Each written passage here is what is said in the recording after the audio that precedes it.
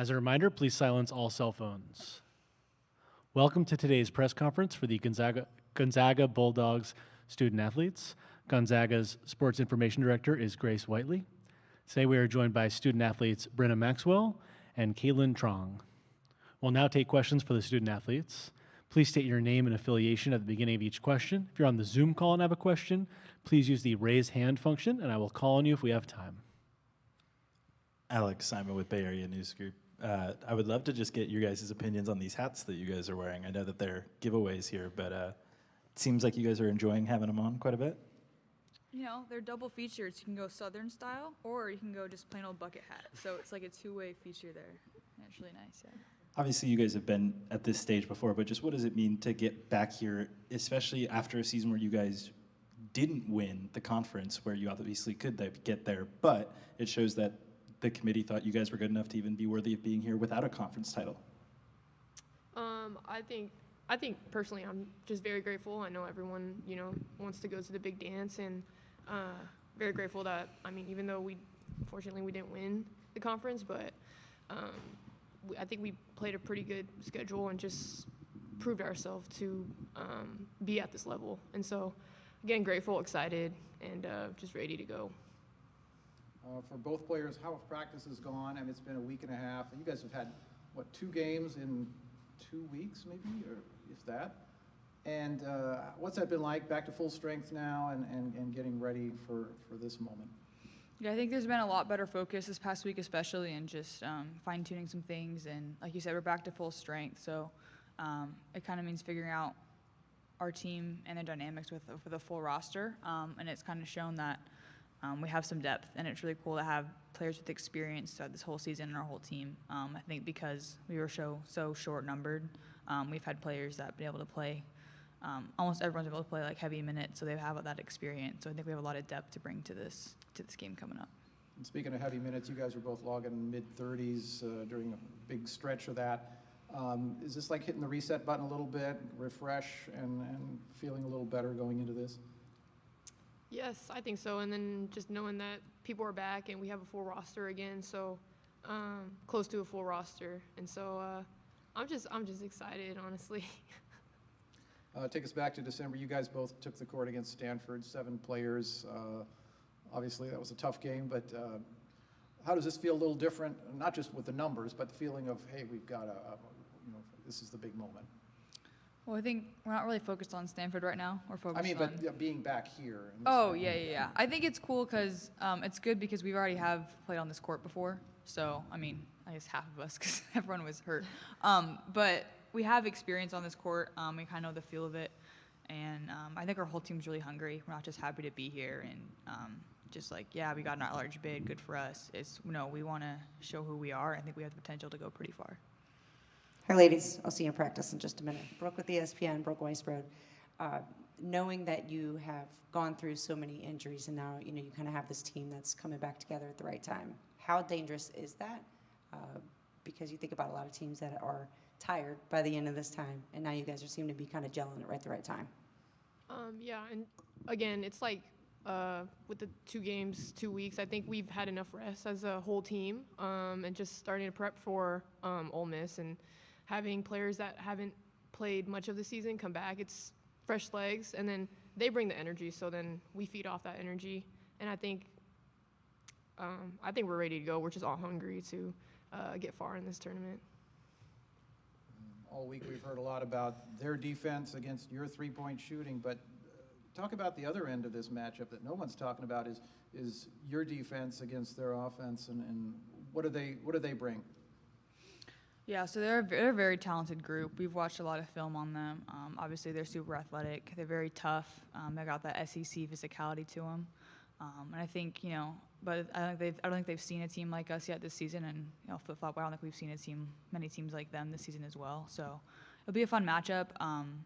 We've studied them a lot. We think we know some of their tendencies, and we just got to dial in for this one more practice before we play them. But yeah, they're a great team. Is there another team and experience that you can describe the physicality that might have prepared you for this? I would say probably like the earlier teams that we played, like Louisville, probably Tennessee. We got to watch their game against Tennessee, and so we're got to match their physicality again, and then match their energy and bring, execute on offense and defend their tendencies. I would actually love to hear you both talk about the other person's form as a three-point shooter, since you guys both shoot at such a high volume. Just if you were scouting each other, what would you see as a three-point shooter about each other? Well, I'm not going to give away Lynn's scouting report Well, I already know to the public. But I will tell you what she's great at. I think she's one of the best players who can, she plays at her own pace. She doesn't let anyone rush her. It's really hard to speed her up. And when she gets in that zone and just be able to play at her speed, she's really dangerous. And she can get that shot off anywhere on the court, 3-level scorer.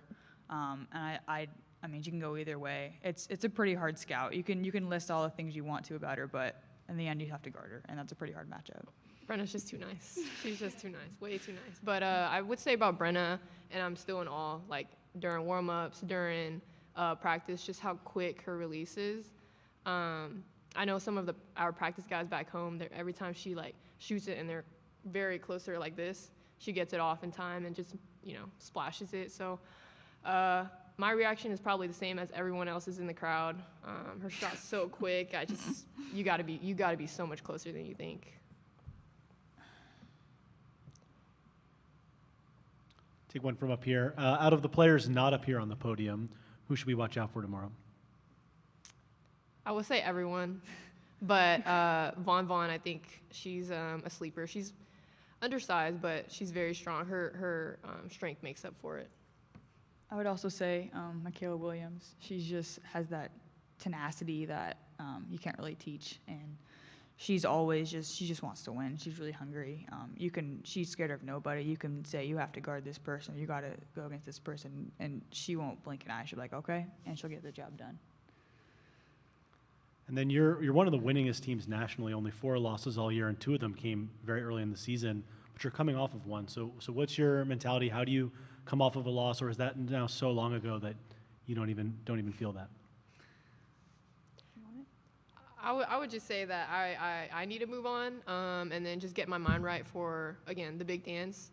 The loss does seem a while ago, so it's in the back of my head now, and I'm just so excited and ready. Like I need to play another game. I'm ready to play. Any more questions for the student athletes? Thank you so much, Brenna and Caitlin. Good luck tomorrow. Thank you, guys. Thanks, y'all.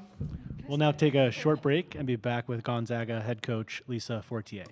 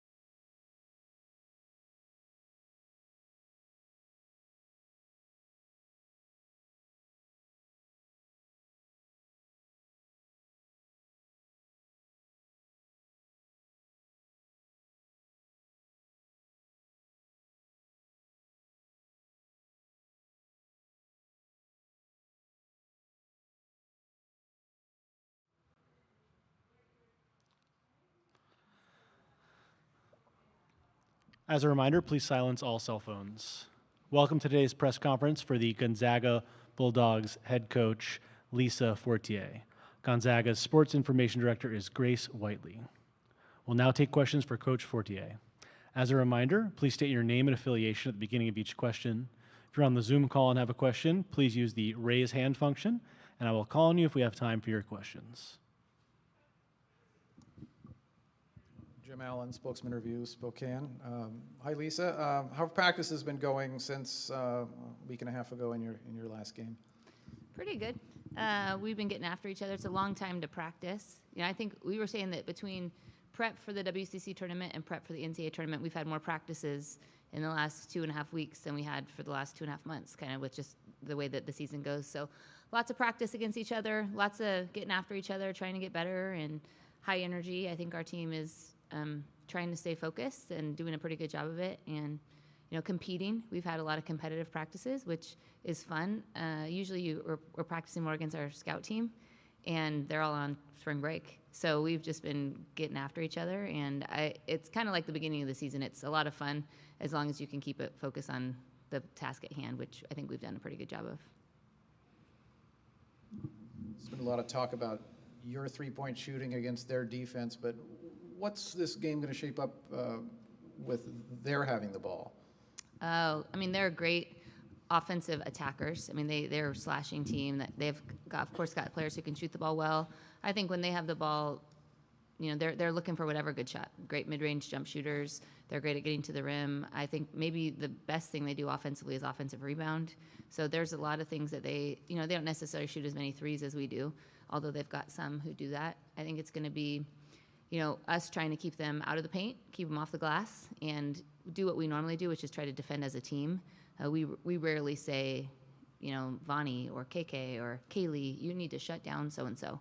It's always that we're going to do it as a team whenever we play great players. So, you know, they've got some pretty talented and athletic offensive players, and we're going to just try to stop them as a group. Alex Simon, Bay Area News Group. There's not many teams that shoot as many threes as you guys do in the country in that way. When you have the quality of three-point shooters you have between the Chongs, Brenna, how difficult is it when you can basically have two, sometimes three of them on the floor at the same time for a defense to have to game plan against? Well, hopefully it's really difficult. I don't know if that's the case or not, but you know, the more versatile, offensively skilled players you have on the floor, of course, the more challenging it is for the defense. And you know, I think we can shoot it, but what we do better than even that, I think, is we share the ball and we work together. There is not a player in our locker room who is thinking that they need to get all the shots. They might take them all in a particular night, but they're not thinking that that's their goal. You know, they're just thinking what's the best thing for our team right now.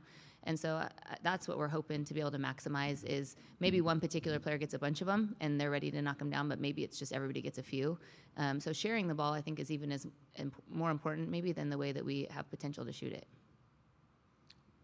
The guard for Ole Miss, Angel Baker, all SEC first team, just fills the stat sheet.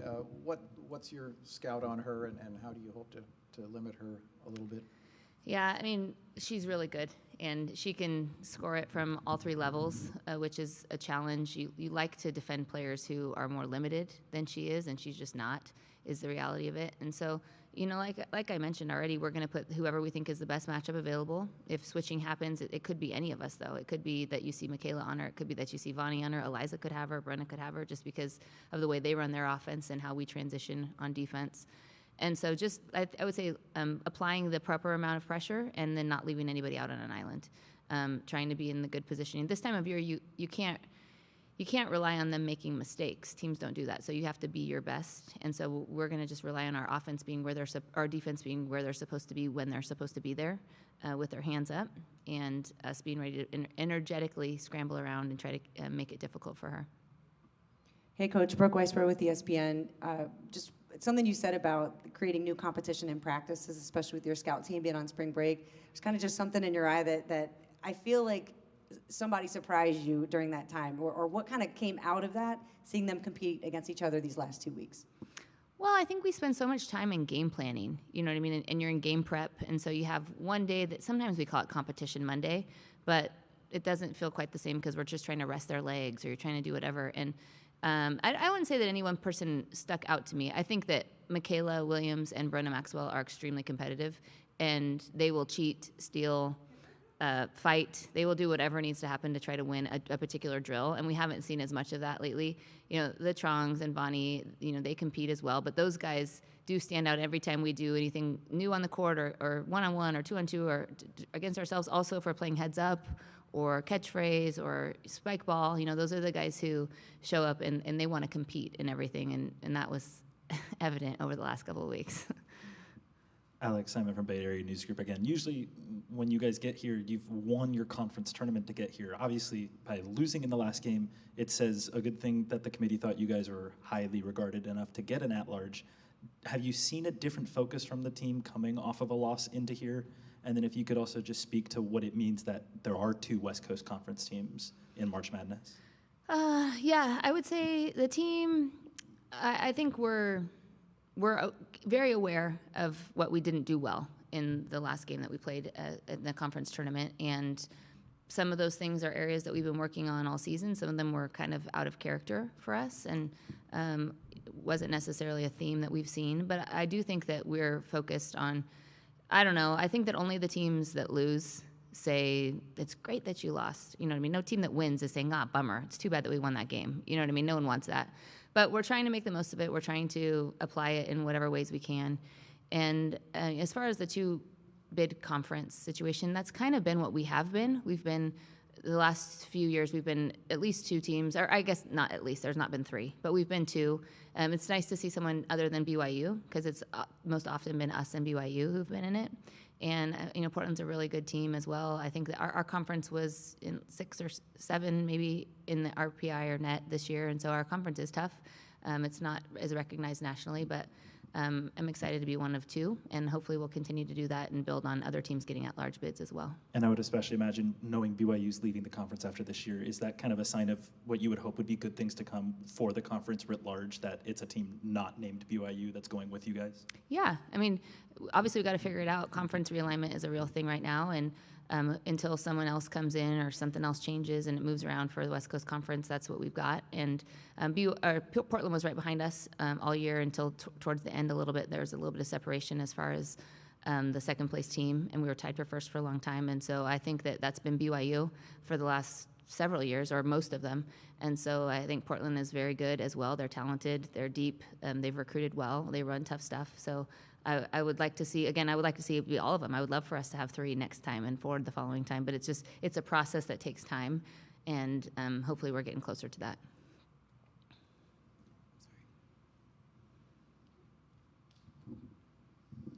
AJ Howick, HQ. You were forced to lengthen your rotation pretty early on in the season due to injury.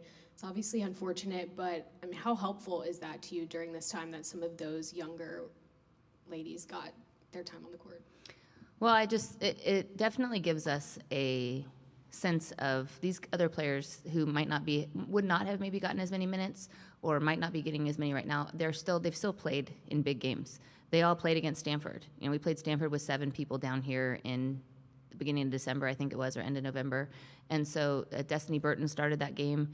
Peyton Muma and Esther Little played 20 plus minutes in that game. We played that one without Kaylee, Mout, Eliza, and Callie Stokes. So those are that could be a starting lineup at different times, those 4, and you add someone else in there. So I think that it's valuable experience they've gotten in good big games. I think the first time we played without Kaylee was against Marquette. In that game, it came down to the wire, and then we played most of Tennessee without her as well. So I just think that all of those different things, Stephen F. Austin, we played with 8. All of those things have helped us be prepared for going forward and just the options that we have. You don't look at the bench and worry about who you're going to put in. You're looking at the bench and trying to figure out which one would be most effective right now versus I can't play that player, or they're not ready, or they're not experienced, because they all have that experience. How will you treat being the second game? Is that a hard thing? Will you watch some of the first game? What will you have your players do? I don't know. I haven't thought that far ahead. My coaches, I think, usually will come. They come and watch. I'll probably hang back with the team. We might watch part of it. If we can win the first game, then we're familiar with one of the opponents in the second game and unfamiliar with the other. So I don't know yet. I guess we should think about that. And then Coach McPhee-McEwen mentioned that you two had overlapped a little bit as assistants in the WCC way back. Do you remember her at all? And if so, any memories of her back as a young assistant? And I think it was 2008 with Portland. Yeah, so we were. It seemed like it was a few years. I don't remember how long it was, but I did tell the team we were assistants together back when she was at Portland, and she seems different now. She was, I think, I don't know how long she had been an assistant at the Division I level when she was at Portland, but we certainly our paths crossed, and we developed a friendship back then that's continued. I would call her a friend now. Follow each other, moms and coaching, and just trying to do it in a way that's different. I think we have different methods, but also just a little bit unique, and trying to do it the right way, whatever that means, without cheating, stealing. And I have a lot of respect for her and what she's done, and also assistant coach at the WCC, who's now just worked her way up. She's done a good job everywhere she's been, and so I think that there's a lot of mutual respect for the two of us. Any more questions for Coach Fortier? Thank you, Coach, and good luck tomorrow. Thank you.